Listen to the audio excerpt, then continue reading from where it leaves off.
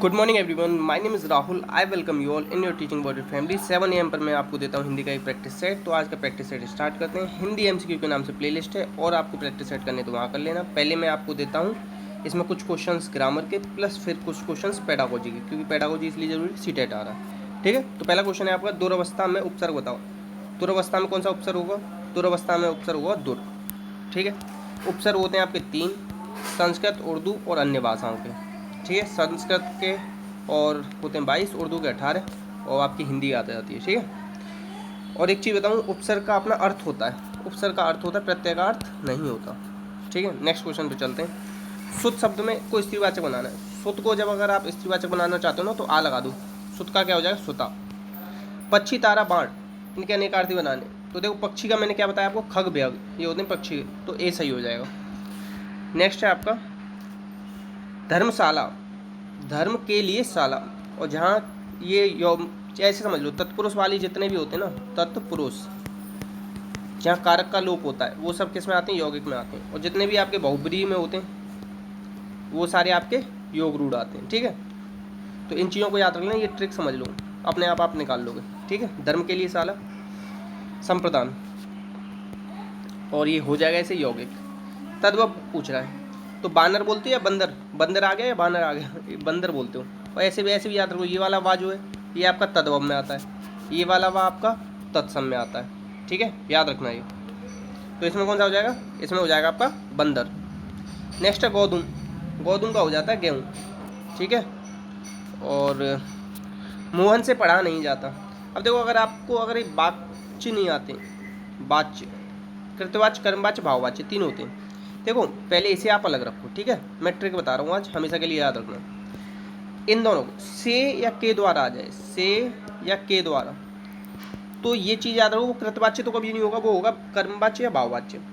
अगर से या के द्वारा के बाद अगर कर्म आ रहा है तो कर्मवाच्य होगा, अगर अकर्मक क्रिया आ रही है तो भाववाच्य होगा। से पढ़ा नहीं जाता, इसमें कर्म नहीं है, तो इसमें क्या है? भाववाच्य। कौन सा? भाववाच्य। ठीक है, और कृतवाच्य के बाद ने आता है, ज़्यादातर ने आता है, यानी तो कर्ता के हिसाब से क्रिया बदलती है। ठीक है, इस चीज़ को देख लेना। वह मुझसे बड़ा है, वह मुझसे बड़ा है कौन सा हो जाएगा? विधिवाचक हो जाएगा। ये किसके आधार पर? अर्थ के आधार पर। कितने भेद होते हैं अर्थ के आधार पर? 8 भेद होते हैं। ठीक है, लिंग, वचन, पुरुष तथा काल के अनुसार वाक्य के विभिन्न पदों को एक दूसरे से संबंध क्या कहलाता है? अन्वय कहलाता है। क्या होता है? अन्वय कहलाता है। ठीक है, एक चीज़ और बता दूं, एक तो होता है आपका शब्द, जैसे मैंने कहा राम, राम क्या है आपका? शब्द। अगर मैं इसे वाक्य में प्रयोग कर लूँगा तो ये हो जाएगा पद। शब्द को जैसे ही हम वाक्य में प्रयोग करते हैं ना तो पद बन जाता है। नीचे दिए गए इसमें शुद्ध बताना है, तो शुद्ध होता है उद्वार का। ये पूज्यानी नहीं होता है, पूजनीय होता है। क्या होता है? पूजनीय। अंतर्ध्यान नहीं होता है, अंतर्धान होता है, अंतर्धान।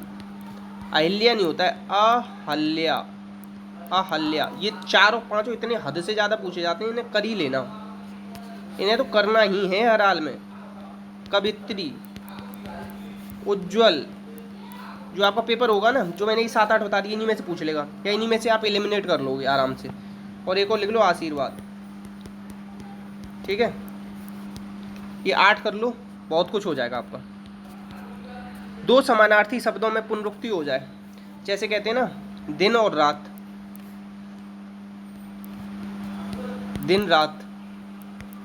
ठीक है, तो जब दिन रात जैसे होते हैं, या खाना खाना, पानी पानी, इस तरीके के जो होते हैं उन सब में क्या होता है? योजक चिन्ह लगाते हैं। क्या लगाते हैं? योजक चिन्ह। अल्प विराम क्या होता है? अब देखो, हंसपद बताया, इसमें हंसपद होता है ये। ठीक है, और इसमें देखो ये अल्प विराम क्या है ना, अल्प विराम होता है ये वाला, थोड़ी देर के लिए रुकते हैं, जैसे राम, हल्का सा श्याम और मोहन, तीसरे वाले के साथ या आखिरी वाले के साथ और लगा देते हैं। ठीक है, अब अर्धविराम कौन सा होता है? अर्धविराम ये वाला होता है, यूं और ये। ठीक है, योजक कौन सा होता है? योजक इस तरीके का चिन्ह होता है। ठीक है, योजक छोटा होता है और डैश बड़ा होता है, ये चीज़ 2 याद रखना। ठीक है, 2 होते हैं, एक तो योजक, एक डैश। नेक्स्ट क्वेश्चन है आपका, उत्तराखंड की दूसरी राजभाषा क्या है? उत्तराखंड की दूसरी पूछिए। उत्तराखंड किससे अलग हुआ? यूपी से अलग हुआ 2000 में। ठीक है, और तो उत्तराखंड की दूसरी भाषा है संस्कृत। अब आपसे यूपी की भी पूछ लेता है कभी कभी, तो यूपी की दूसरी भाषा क्या है? उर्दू। ठीक है, उर्दू। तो इस चीज़ को याद रखना कि उर्दू यूपी की है 1989 के हिसाब से। जब 1989 में उर्दू को मान लिया था। उत्तराखंड ने किसको माना है? संस्कृत को।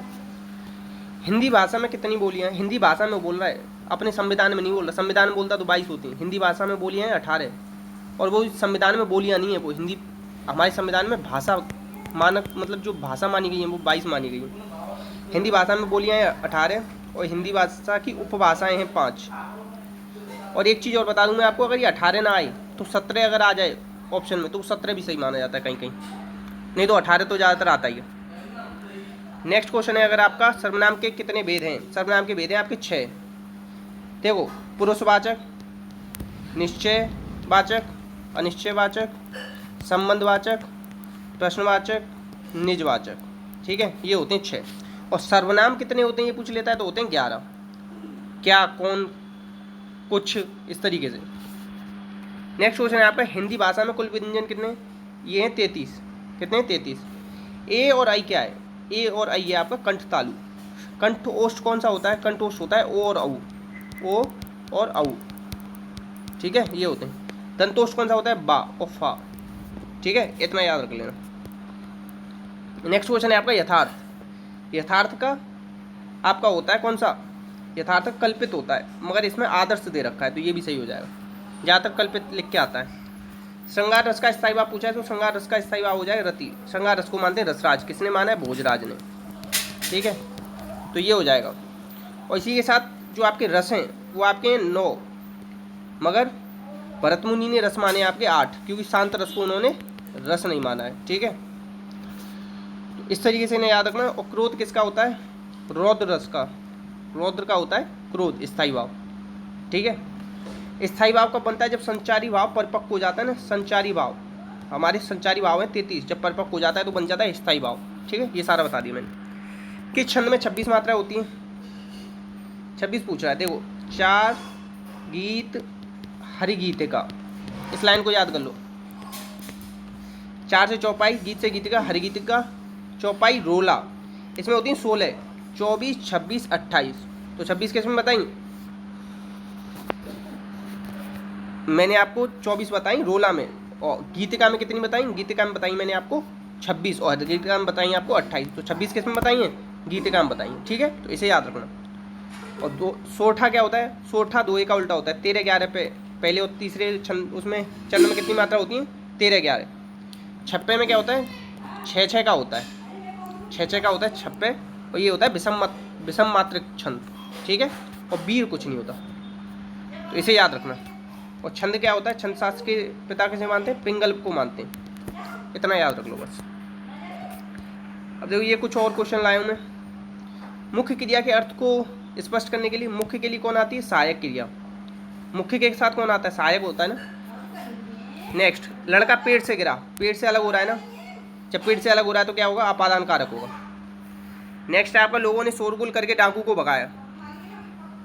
डाकू को भगाया, तो कर्ता ने कर्म को, क्या आ जाए? कर्म को भगाया। महात्मा गांधी में अमूल्य गुण थे, इसमें अमूल्य क्या है? गुण की विशेषता बता रहा है, विशेषण है। ठीक है, नेक्स्ट है आपका, इसमें से कौन सा क्रिया विशेषण से युक्त वाक्य कौन सा है? क्रिया विशेषण किसमें? धीरे धीरे, जहाँ पुनरुक्ति हो जाए, धीरे धीरे, तेज तेज, तेज तेज आ जाए, या कोई भी 2 शब्द जब आपके एक साथ आ जाएं तो वहाँ पे हो जाते हैं। जहाँ पुनरुक्ति हो जाए वहाँ होता है आपका क्रिया विशेषण। क्रिया विशेषण 4 प्रकार के होते हैं, स्थान, काल, रीत, परिमाण। ठीक है, नेक्स्ट है से। इसमें से किस में प्रयुक्त होता है? से होता है 2 में, एक तो करण से और अपादान से। ठीक है, तो यहाँ अपादान तो दे नहीं रखा, तो यहाँ क्या दे रखा है? करण, तो करण मान लो आप। मगर होता अपादान और करण दोनों का है। अगर इसमें अपादान भी आता ना और करण नहीं आता तो हम अपादान को लगाएंगे। उसने नहाकर, भोजन का है, कर जो आता है ना, नहाकर, सोकर, पढ़ने बैठा, खाना खाकर उठ गया, तो ये सब क्या होते हैं? आपके पूर्वकालिक होते हैं। डी। नेक्स्ट है, हे राम तुम कहाँ हो। हे राम संबोधन कर रहा है, क्या कर रहा है? संबोधन कर रहा है। ठीक है, नेक्स्ट होगा बुढ़ापा। बुढ़ापा, जवानी, ये सब क्या है? भाववाचक है। ठीक है, नेक्स्ट है, और दिन रात बहुत पूछा जाता है, दिन रात क्या है? ये भी भाववाचक, भाववाचक है। यथाशक्ति में समास बताओ। यथाशक्ति में अव्ययीभाव समास हो जाए, क्योंकि यथा क्या है? अव्यय। अव्ययीभाव समास में क्या होता है? पुनरुक्ति होती है, पुनरुक्ति होती है शब्दों की, पहला या पूर्व पद प्रदान होता है, तो अव्ययीभाव समास। समास कितने प्रकार के हैं आपके?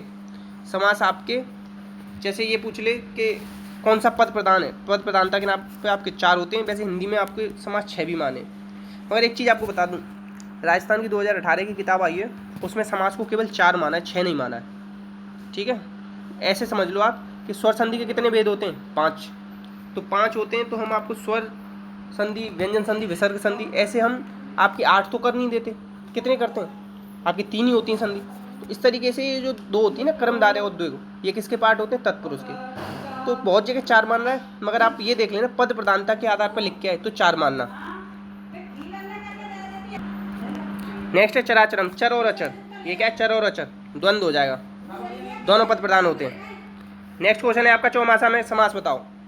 चौमासा में समास है आपका द्विग। कौन सा है, द्विग, संख्यावाचक होता है, याद रखना, तत्पुरुष का भाग है, दूसरा पद या उत्तर पद प्रधान होता है। अजातशत्रु कौन सा है, अजातशत्रु में आपका कर्मधारय समास है।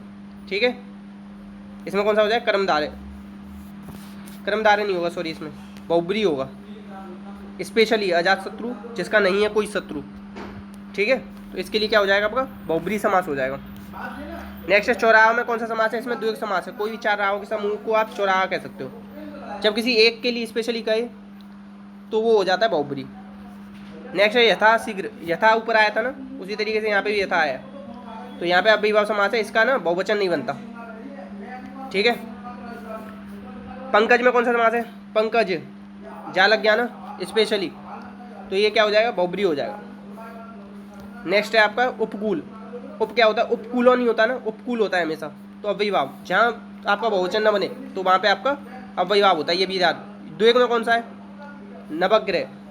यहाँ पे देखो आप कहोगे नवग्रह तो सर आप बहुब्री में बताते हो, मगर देखो यहाँ माता पिता ये तो द्वंद्व है, यहाँ यथाशक्ति अव्ययीभाव है। पीताम्बर, यहाँ पे ये डिपेंड करेगा, बहुत जगह आप इसको बहुब्री मानते हो, यहाँ पे बहुब्री और कर्मधारी मानो, तो द्विग यहाँ पे कौन सा बच गया, तो नवग्रह ही बन गया। तो जब ऑप्शन के अकॉर्डिंग भी देखते हैं हम इन चीज़ों को। समास का अर्थ होता है संक्षेप, और समाज का विलोम क्या होता है, व्यास। ठीक है, कल आराधना जी ने बिल्कुल सही बताया इसका आंसर, केवल आराधना जी ने ही आंसर बताया इसका। नेक्स्ट है आपका लिखने और पढ़ने में कौन सा समास, लिखना और पढ़ना द्वंद्व हो जाएगा। अष्टाध्यायी, अष्टाध्यायी केवल एक है ना, नहीं है, 8, जिसमें 8 के 8वां अध्याय जिसमें उन्हें कहेंगे अष्टाध्यायी, द्विग हो जाएगा। ठीक है, बहुत जगह अष्टाध्यायी को ना बहुब्री भी माना है। ठीक है, तो ये आप देख लेना एक बार। निम्न में से कौन सा संबंध बहुब्री है, संबंध बहुब्री कौन सा है, संबंध है दशानन, बहुब्री समास है नहीं। नेक्स्ट है आपका पॉकेट मार, पॉकेट को मारने वाला, तत्पुरुष। नेक्स्ट अब यहाँ से आपके आ जाता है पेडागोजी। तो प्लीज़ ग्रामर वाले लोगों सब शेयर कर दिया करो वीडियो को, थोड़ा लाइक वाइक कर दिया करो, सपोर्ट कर दो, बहुत ज़्यादा ज़रूरत है आपके सपोर्ट की। अब पेडागोजी जितने लोगों को पढ़नी है वो पढ़ लो। आदर्श हिंदी शिक्षक के लिए आप क्या कहेंगे, आदर्श हिंदी शिक्षकों में व्याकरण का भी ज्ञान होना चाहिए, नहीं तो गलत पढ़ा देगा, व्याकरण गलत हो जाएगी। और एक चीज़ याद रखना, व्याकरण पढ़ाया जाता है, पढ़ाई नहीं जाती, ये पुल्लिंग शब्द होता है, याद रखना है। बहुत सारे लोग इसे स्त्रीलिंग मान लेते हैं, पुल्लिंग है।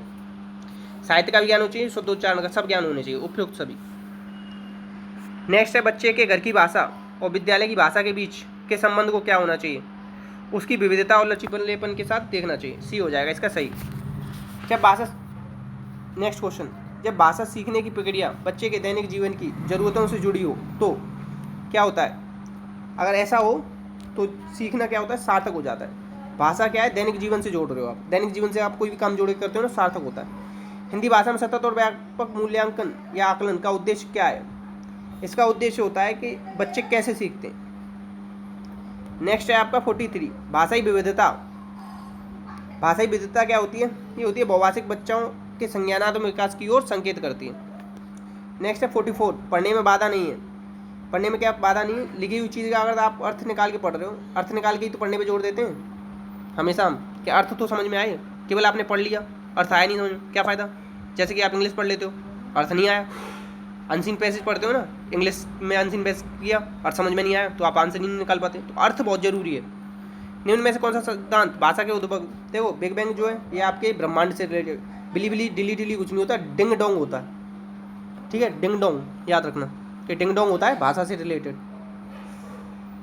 पढ़ने को दैनिक जीवन की ज़रूरतों से जोड़ना यह भाषाई कौशल का उद्देश्य है। ये कौन सा उद्देश्य है ये बताना है, पढ़ने के लिए कह रहा है, तो पढ़ने से क्या आएगा, पठन कौशल है। ठीक है। रेकार्य का उद्देश्य क्या होता है? पढ़ाए गए पाठ को दोहराने के अवसर देना। अवसर देने की बात कर रहा है, कभी अवसर वगैरह दे तो वो बहुत ज़्यादा अच्छा होता है, पॉजिटिव वर्ड है। छात्रों के शब्द भंडार में वृद्धि करने का उपाय क्या है? ये है शब्दकोश का विकास, छात्रों के स्वाध्याय और ये सब नए शब्दों का प्रयोग, उपयुक्त सभी। अगर कुछ भी समझ में ना आए ना तो उपयुक्त सभी कर जाना, और बिल्कुल फिर भी समझ में ना आए और बड़ा वाला कोई दिख रहा हो, उपयुक्त सभी ना हो और कोई बड़ा सा उसमें ऑप्शन हो तो उसे कर जाना। कब मगर फिर भी एक बार पढ़ लेना, क्योंकि कभी कभी ना बहुत बड़ा दे देता है, उसे पता है बच्चा बड़ा वाले को लगाएगा, मगर बहुत ही उसमें बारीकी से आप 1 सेकंड में पता लगा लोगे कि सही है या गलत है। और 3 अगर पॉजिटिव हो और 1 नेगेटिव दे रखा हो सेंटेंस तो वो सही हो जाता है।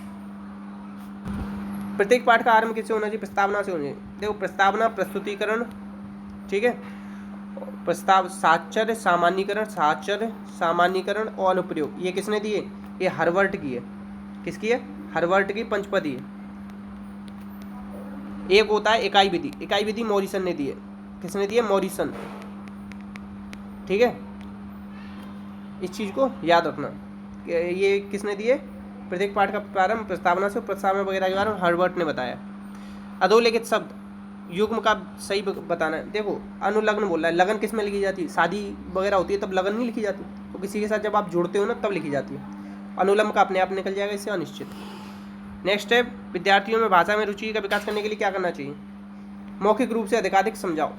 मौखिक से समझाओगे जब तो भाषा का विकास ज़्यादा अच्छा होगा, रुचि पैदा होगी। लिखित में लिखा लिखवा के तो हाथ थक जाएंगे तो बच्चा बोर हो जाएगा। प्राथमिक स्तर पर भाषा का मुख्य स्रोत क्या है? जो मुख्य स्रोत है वो है उच्चारण की स्पष्टता। प्राथमिक स्तर से ही आप उच्चारण पर ध्यान देंगे। बहुत सारे लोग कहते हैं कि आप उस पर दे लो, जूनियर पे दोगे ना तो बच्चा कभी भी नहीं सीख पाएगा, गलत ही उच्चारण करेगा ज़िंदगी में। नहीं तो आप खुद अपने आसपास के माहौल में देखना, तो प्राथमिक स्तर से ही शुद्ध बोलना चालू कर देगा तो वो शुद्ध रहेगा। ऐसा नहीं है कि शुद्ध नहीं किया जा सकता बाद में, मगर हम अगर शुरुआत से ही जोड़ देंगे वो ये वो वाली बात है कि जड़ अच्छी होगी ना तो ऊपर बना लोगे मकान। अगर जड़ी बेकार है, नींव बेकार रखी है तो मकान अच्छा नहीं चलेगा। तो उच्चारण की स्पष्टता पे जोड़ देंगे।